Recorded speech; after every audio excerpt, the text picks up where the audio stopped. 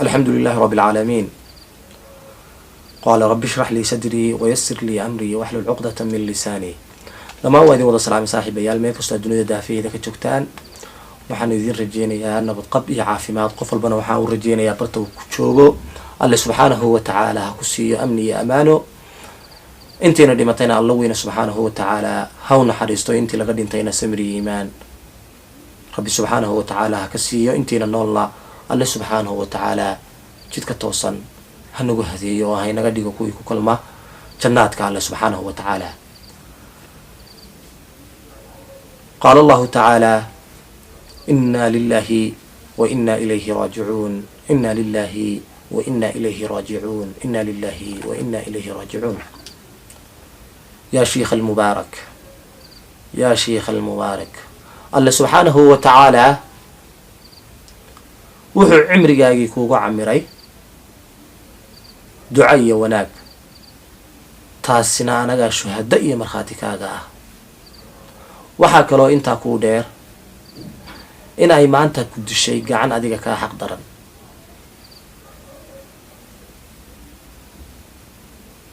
waxaana ummadda muslimiinta ah ka baxay khaasatan ummadda soomaaliyeed caalimun min culamaa'i hadihi al-umma caalim ka mid ah culimada maanta dunida saaran. waa kuma waa sheekh cabdinaasir xaaji axmed oo loo yaqaano xaaji farey. runtii waad la yaabi doontaan sheekha cilmiga uu kaga tegay dunidan aanu maanta saarannahay.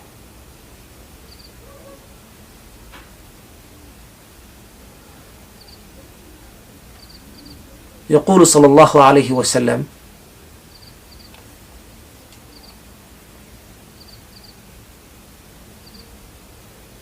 علمك لغما خدبودا ama lagama qaado dadka quluubtooda laakiin culimada ayaa la laayaa. هذا نقد رسول الله صلى الله عليه وسلم وهذا الكي يري رسولكينا حبيبكينا صلوات الله وسلامه عليه كن يأفر بقول يكون سنة كهر. ugu horeyn waxaa halkan tacsi uga dirayaa dhammaan eheladii iyo qaraabadii uu ka geeriyooday sheekh cabdinaasir xaaji axmed inkastuu sheekhu ka geeriyooday dhammaan ummadda muslimiinta ah meel kastoo dunida daafaheeda ka joogaan gaar ahaan ummadda soomaaliyeed khaas ahaan ummaddii uu ku dhex noolaa ama uu ka dhashay. runtii sheekhu waxa uu lahaa taariikh aada u weyn juhdigiisana anagaa markhaati ka ah cimrigiisa wuxuu kusoo dhamaystana anagaa markhaati ka ah. maanta cid igaga waramaysa sheekha ma jirto sheekha macalinkayga buu ahaa. runtii alle subxaanahu wa tacaala ha u naxariisto sheekh cabdinaasir geeri runtii iga xanuun badanna xaqiiq markaan ka hadlo weli maanan arag. geeri iga xanuun badan xaqiiqatan weli maanan arag. ilaahay waxaan uga baryayaa sheekha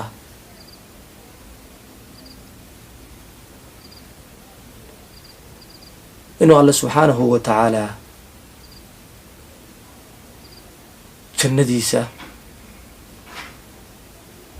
uu hooy uga dhigo.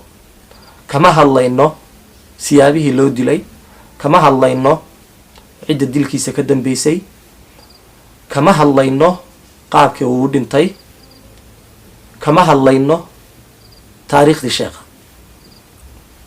keliya kaliibkan waxaan u duubinaa waa tacsi ahaan balse waana kasoo hadli doonaa hadduu allah awooda la idmo taariikhdii sheekheenna sheekh cabdinaasir xaaji axmed oo runtii ah taariikhaan la soo koobi karin. waana ka hadlaynaa qaabka uu dhintay iyo cidda dilkiisa ku lug lahayd intaba iyo cidda looga shakisan yahayba.